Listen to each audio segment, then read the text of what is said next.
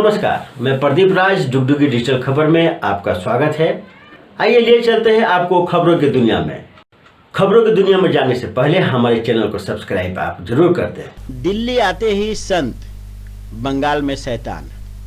राज्य में अघोषित आपातकाल, ममता पर बरसे कांग्रेस के अधीर रंजन चौधरी। अधीर रंजन चौधरी ने एक बार फिर ममता बनर्जी के खिलाफ मोर्चा खोल दिया है। अधीर रंजन ने ममता और उनके पार्टी पर ही गंभीर आरोप लगा दिए हैं। पश्चिम बंगाल की सीएम और टीएमसी सुप्रीमो ममता बनर्जी दिल्ली में नीति आयोग की बैठक के दौरान सरकार पर बिफर गई और उनकी आवाज दबाने का आरोप लगाया था। उधर सीनियर कांग्रेस लीडर अधीर रंजन चौधरी ने ममता पर एक के बाद एक आरोप लगाए और यहां तक कह दिया कि ममता झूठ बोल रही है। उधर सीनियर कांग्रेस लीडर अधीर रंजन चौधरी ने ममता पर एक के बाद एक आरोप लगाए और यहां तक कह दिया कि ममता झूठ बोल रही है कि उन्हें बोलने नहीं दिया जाता है, वे खुद बंगाल में तानाशाही करती हैं। अधीर रंजन चौधरी ने कहा कि दिल्ली में ये संत की तरह नजर आती हैं, लेकिन कोलकाता आते ही इनका रूप बदल जाता है। बंगाल में अघोषित आपातकाल है, तानाशाही का स्वरूप रोज देखने को मिलता है। ममता लगातार झूठ बोल रही है कि बोलने का मौका नहीं दिया जाता है, ये मुझे ताज्जुब होता है। ममता पहले ही बयान देती है कि क्या क्या होने वाला है। इतना ही नहीं, अधीर ने यह भी कहा कि चुनाव हो या न हो, बंगाल में जिस तरह की अराजकता का सामना करना पड़ रहा है, नगर निगम चुनाव में हमें वोट देने का मौका नहीं मिला, जबरदस्ती चुनाव जीतते हैं। लोकसभा चुनाव के दौरान वहां केंद्र द्वारा सुरक्षा बल तैनात किए गए थे, इसलिए कुछ स्थानों पर मतदान शांतिपूर्ण ढंग से हुआ, लेकिन हम निश्चित रूप से यह नहीं कह सकते हैं कि सभी जगह मतदान शांतिपूर्ण ढंग से हुआ। इसलिए बंगाल में हमें जिस तरह की अराजक स्थिति की सामना करना पड़ रहे हैं, चाहे चुनाव हो या चुनाव ना हो। चुनाव होने की पहले बंगाल में पंचायत चुनाव हुई थी, नगर पालिका चुनाव हुई थी, हमें वोट देने का मौका नहीं मिला। नामांकन भरने भी मुश्किल होने पड़े हमें। और चुनाव के बाद, चुनाव के दिन, चुनाव के पहले, चुनाव के बाद लूट और लूट, जबरदस्ती चुनाव में जीत हासिल किए जाते हैं और उसके बाद पंचायत गठन करने के लिए भी इस तरीके की दहशतगर्द बंगाल के रीति रिवाज बन चुके हैं। और जिस दिन ये लोकसभा चुनाव हुई थी, उस समय भी, उसके पहले भी ये जो दहशतगर्द ये बंगाल में बिल्कुल उसी तरह ही थी। चुनाव के दिन हो सकते कोई केंद्रीय बाहिनी की जो सेंट्रल फोर्सेस तैनात की चलते कुछ जगह वोट जरूर हुई थी, लेकिन ये हम दावे के साथ नहीं कह सकते कि बंगाल में हर जगह चुनाव शांतिपूर्ण तरीके से हुआ था जी। ये नहीं, बंगाल में हर जगह शांतिपूर्ण तरीके से चुनाव नहीं हुआ था, इसलिए कि चुनाव के दिन जिस तरीके की हिंसा और दहशतगर्द की माहौल बंगाल में पैदा हुआ था, ये सारे आपका कैमरे के अंदर ही है। अच्छा, चुनाव खत्म होने के बाद इतने सारे सीट जीत हासिल कर चुके हैं, फिर भी दहशतगर्द करने के लिए उनका कोई रोकथाम नहीं दिखते थे। जहां जहां विपक्ष लोगों की कोई नुमाइंदे होते हैं, चाहे पंचायत लेवल पे, ये नगर पालिका लेवल पे, जबरदस्ती उनको पार्टी में शामिल किया जाता है। पुलिस से डरा के, धमका के, मार के, पीट के, लालच दिखा के चलते रहते हैं। यही कोई बात अगर नहीं सुनते तो उनकी मौत की घाट उतर जाते हैं। जैसे कि जलपाईगुड़ी में घटना घटी, हमारे पार्टी के वर्कर पैर में बांधकर उनको जिस तरह बेरहमी से पीटते पीटते उनको हत्या किए गए, ये सारे आपका निगाह में है। ये बंगाल में कोने कोने में इस तरह की दहशतगर्द की तस्वीर रोजाना हमें, आपको, सबको मिलता है। तो इस हालात में मुझे लगा कि यहाँ आके बड़ी बड़ी तो बात करते हैं। ममता बनर्जी की दिल्ली आते ही सद्दी बन जाते हैं और बंगाल जाते आम लोगों के ऊपर दहशतगर्द करना शुरू कर देते हैं। She is playing saint in Delhi, but actually her party is playing devil in Bengal. जब दिल्ली आती है ममता बनर्जी स्वाधी बन जाती है, कलकत्ता उतरते ही बस उनका अपना रूप निकल जाते हैं। और इसका गवाह सारे बंगाल की रोजाना जो घट रहे हैं बंगाल में कोने कोने में, इसमें यह सख्त जाहिर हो। धनबाद निकाय चुनाव में हो रही देरी से नाराज धनबाद पार्षदों का गुस्सा फूटा। सैकड़ों की संख्या में मशाल लेकर उतरे सड़क पर, राज्य सरकार के खिलाफ जमकर नारेबाजी की।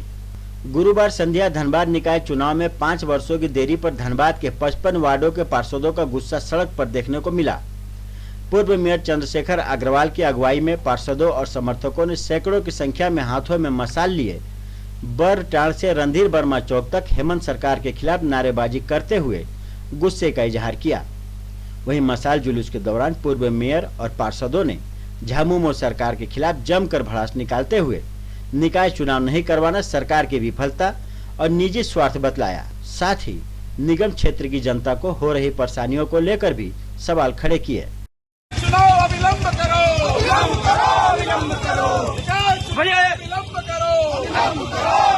करो, लोकतंत्र की हत्या बंद करो, बंद करो, बंद करो, लोकतंत्र की हत्या बंद करो, बहाल करो, निकाय की सरकार अविलंब बहाल करो, बहाल करो, बहाल करो, हेमंत सरकार हाय हाय, हाय हाय हाय, हेमंत सरकार हाय हाय, हाय हाय, निकाय चुनाव बहाल करो, बहाल करो, निकाय चुनाव बहाल करो, बहाल करो, हेमंत सरकार की गुंडागर्दी नहीं चलेगी, नहीं चलेगी, नहीं चलेगी, हेमंत सरकार की गुंडागर्दी नहीं चलेगी, नहीं चलेगी, नहीं चलेगी।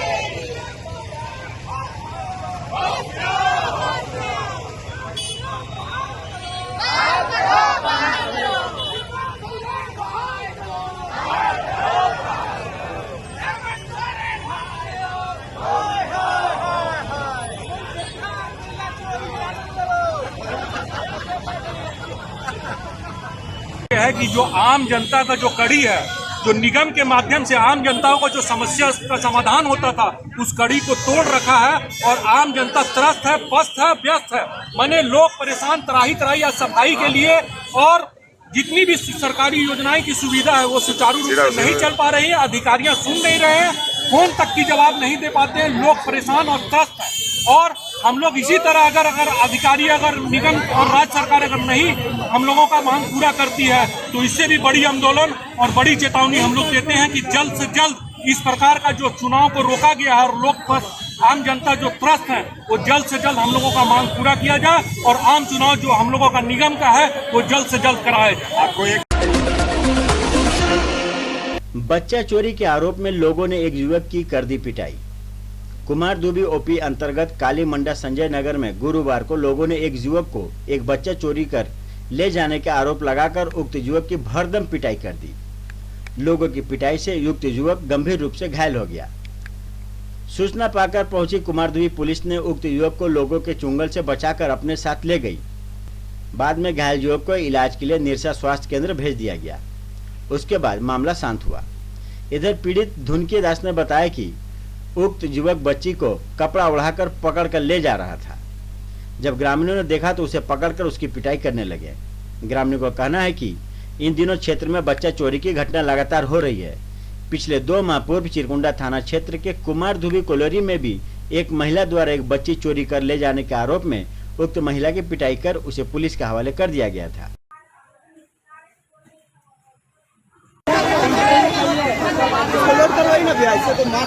तुम लोग बोलो, तुम लोग नहीं बोल सकता।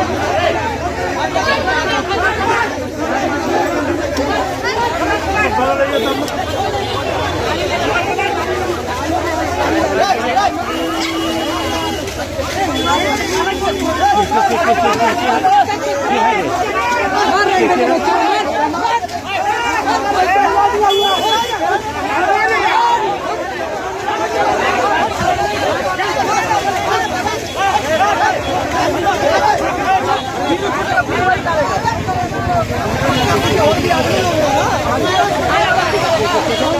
बच्चा उठा ले हम बोले अंदर मारना जरूरी है।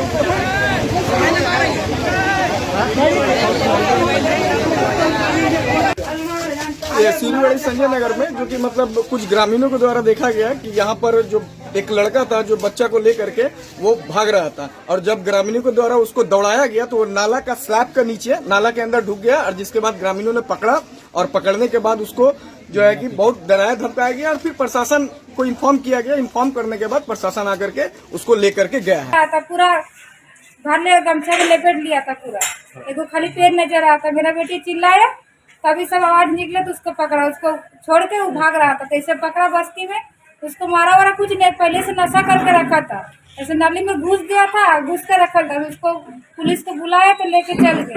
1 घंटा से अभी तक थाना में नहीं आए हैं। ऐसे बोल रहा है। कौन लेके भाग रहा था? वो लड़का तो एगो, उसका हम तुरंत जानते कहाँ रहता है। वो कहाँ से आया, किशन से आ रही थी, हमने द्वारे खिड़की के पास उसको लेके जा रहा था। संडे ड्यूटी पर तुगलकी फरमान का संयुक्त मोर्चा ने किया विरोध। बीसीसीएल एरिया 12 दहीबारी परियोजना में गुरुवार को संयुक्त मोर्चा ने किया प्रदर्शन। तत्काल परियोजना प्रबंधक मौके पर पहुंचकर संयुक्त मोर्चा की बातों को सुना एवं उस पर अमल करने की आश्वासन भी दिया। संयुक्त मोर्चा का कहना था, प्रबंधन फरमान जारी किया है जिसके तहत हफ्ते में 4 दिनों तक शारीरिक उपस्थित रहने के बाद भी रविवार ड्यूटी दिया जाएगा, जिसमें शनिवार को उपस्थिति जरूरी है, अन्यथा रविवार को ड्यूटी नहीं मिलेगा। संयुक्त मोर्चा के नेताओं ने कहा, हम लोग 4 दिनों तक शारीरिक उपस्थिति दर्ज कराएंगे, लेकिन प्रबंधन को अभी महीने में 4 रविवार ड्यूटी देना पड़ेगा। संयुक्त मोर्चा ने कहा, प्रबंधन का संडे कटौती की एक नई रणनीति है और कुछ भी नहीं है। प्रबंधन की मनमानी के हम लोग विरोध करते हैं। प्रबंधन अगर आपने मनमानी बंद नहीं किया तो संयुक्त मोर्चा का आंदोलन फिर से किया जाएगा। तो अभिकर्ता महोदय जो अभी है उनका अड़ियल रवैया के बारे में बताया।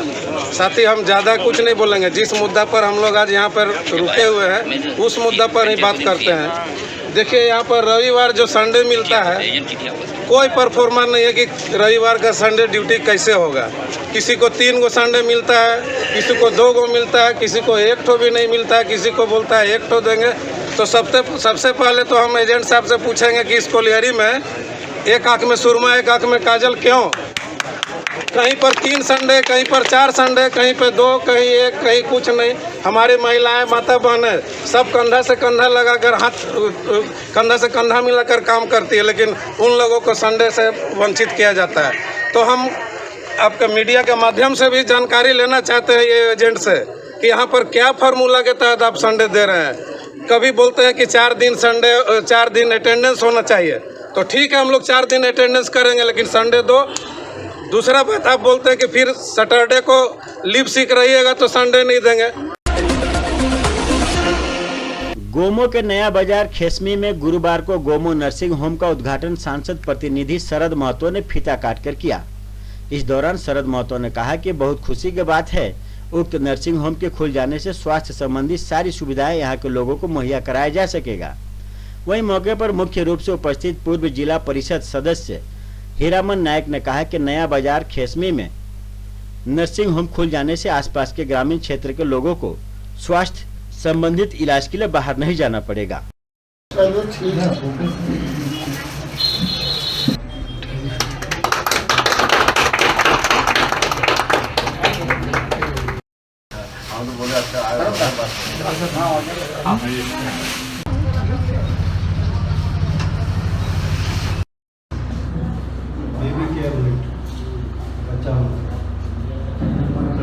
पीछे भी और हो गया इसमें।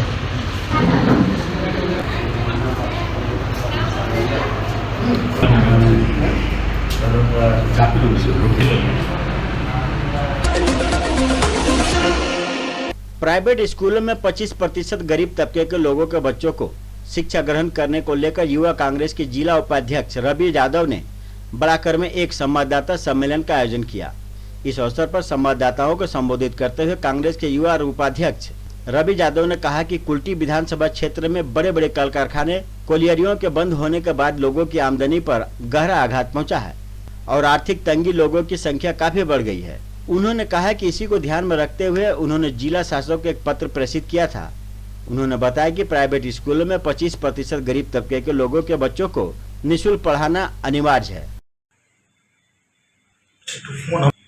हम लोग यहाँ से एक रिक्वेस्ट कर रहे हैं, आज आपके माध्यम से हम कुल्टी के तमाम गरीब लोगों के और तमाम लोगों के, सिर्फ गरीब लोग नहीं, आप जो भी सामर्थ्य लोग हैं वो अपने आसपास देखें कौन से बच्चे जो पढ़ने के लिए इच्छुक है, जो पढ़ना चाहते हैं, बड़े स्कूलों में पढ़ना चाहते हैं, लेकिन उनको आर्थिक तंगी होने के कारण वो पढ़ाई और एजुकेशन को नहीं ले पा रहे हैं, तो उनसे मैं रिक्वेस्ट करूंगा कि आप मेरा नंबर पर मुझे कॉल कीजिए, हम उसको ले जाकर स्कूलों में देखेंगे उनका एडमिशन हो रहा है या नहीं हो रहा है। अगर नहीं होगा तो उनके लिए हम लोग अपना नंबर जरा एक बार, मेरा मोबाइल नंबर है 9832138701।